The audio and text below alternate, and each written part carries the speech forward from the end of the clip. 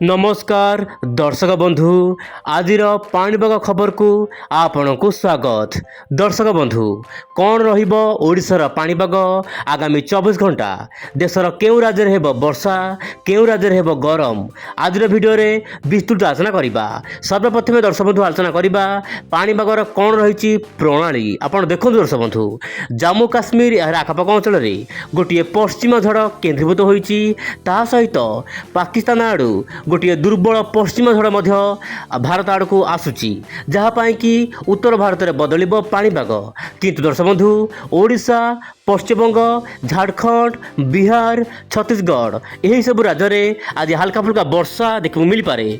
किंतु केउ जिले में वर्षा हेब आपण वीडियो शेष में देखंतु।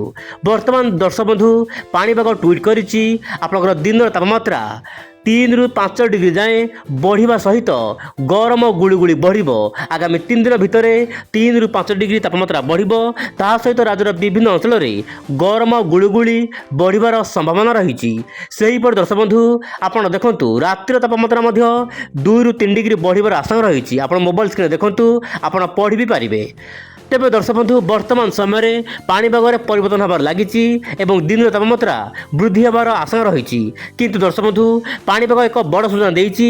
कौन बड़ सूचना देती मु आपको आज भिडियो समस्त बरणी देवाक चेष्टा करी ओइंडिया चैनल माध्यम। तेज दर्शक बंधु गत 24 घंटा मध्य बलांगीर में सर्वाधिक तापमात्रा 38 डिग्री तापमात्रा रेकर्ड कर सहित दर्शक बंधु भुवनेश्वर में आपणकर देखु भुवनेश्वर 36.2 सेहीपरि कटक रे 36.4 माने भुवनेश्वर कटक रे तापमात्रा 35 डिग्री पार करछि एवं गरम गुळगुळी रे भुवनेश्वर बासिंदा अस्तव्यस्त होइसंती।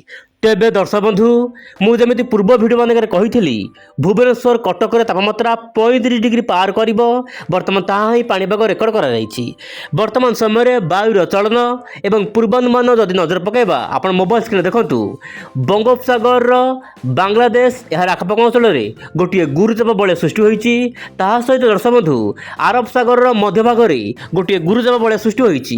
किंतु मोबाइल को सामान्य जूम करने को चेष्टा करी आप मोबाइल स्क्रीन देखु वर्तमान दक्षिण दिगरु सामान्य वायु सामुद्रिक वायु जीवाक चेष्टा करुच्ची सहित पूर्वणु वायु जीवाक चेष्टा करुच्ची जहाँपाई कि मिश्रण हबार आशंका रही माने मिलन हो पारे जहाँपाई कि ओडिशा बिहार पश्चिमबंग आज अधिक वर्षा हबार आशंका रही।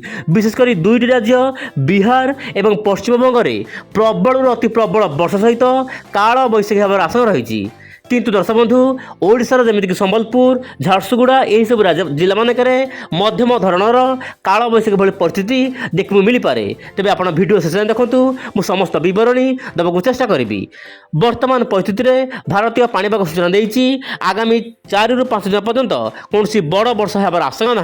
किंतु दर्शक बंधु आंचलिक पाणीपाग विभाग जहाँ सूचना मिली मु आप सामने रखा चेष्टा करी। आप मोबाइल स्क्रीन देखु 25 तारीख दर्शक बंधु 25 तारीख रु 26 तारीख माने 25 तारीख आज सकाल 8:30 रु काली सकाल 8:30 मध्य आपणकर उत्तर आभ्यंतर ओडिशा केतक जिले में हल्का फुल्का काल बैशाखी देखा मिल पारे। आप मोबाइल स्क्रीन देखु आपणकर बालेश्वर ता सहित मयूरभंज केउझर देवगढ़ संबलपुर झारसुगुड़ा सुंदरगढ़ एवं बरगढ़ यही सब जिलार स्थाने स्थाने हल्का फुल्का वर्षा एवं सामान्य वज्रपात भली समस्या देखा मिल पारे। किंतु दर्शक बंधु यही अपडेट परिवर्तन होबार आशंका रही कारण पाणीपाग होउची पूर्वानुमान साइंस। से दर्शक बंधु आपंकर 26 तारीख रु 27 तारीख मध्य उत्तर आभ्यंतर ओडिशा और उत्तर उपकूल जमीक भद्रक जाजपुर ता सहित केउझर बालेश्वर सुंदरगढ़ झारसुगुड़ा यार आखपाख अंचल में सामान्य हीन जल वृष्टिपात देखा मिल पारे बोली जहाँ पाणीपाग तरफ ट्वीट कर दर्शक बंधु 27 ରୁ 30 तारीख मध्य राज्यर समस्त जिले में पाग संपूर्ण शुखिला रहा सहित दिन तापमात्रा वृद्धि होबार आशंका रही। तेज दर्शक बंधु आपण को मु बहुत बहुत धन्यवाद देवाक चाहिए कारण आप ओइंडिया चैनल को बहुत भल भाव दौरान एवं प्रत्येक दिन चैनल को विजिट करुँच आपको बहुत बहुत धन्यवाद।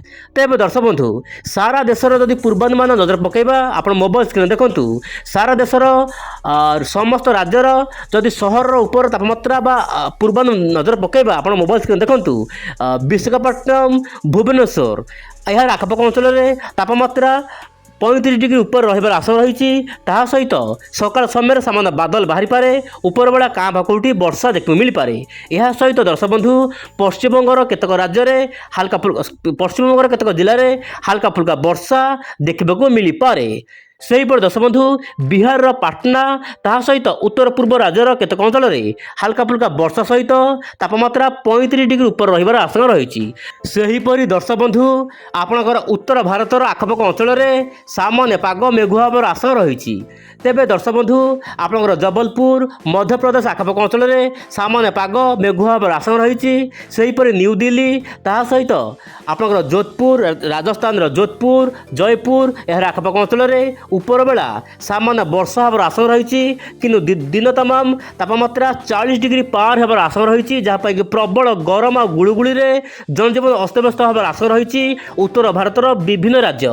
ତେବେ ଦର୍ଶକ ବନ୍ଧୁ ଜାମ୍ମୁ କାଶ୍ମୀର ଲଦାଖ ଗିଲିକିଚି ପାକିସ୍ତାନ ଏହାର ଆଖପାଖ ଅଞ୍ଚଳରେ ପାଗ ସମ୍ପୂର୍ଣ୍ଣ ଶୁଖିଲା ରହିବ, ସ୍ଥାନରେ ସ୍ଥାନରେ ବର୍ଷା ଦେଖିବାକୁ ମିଳିପାରେ।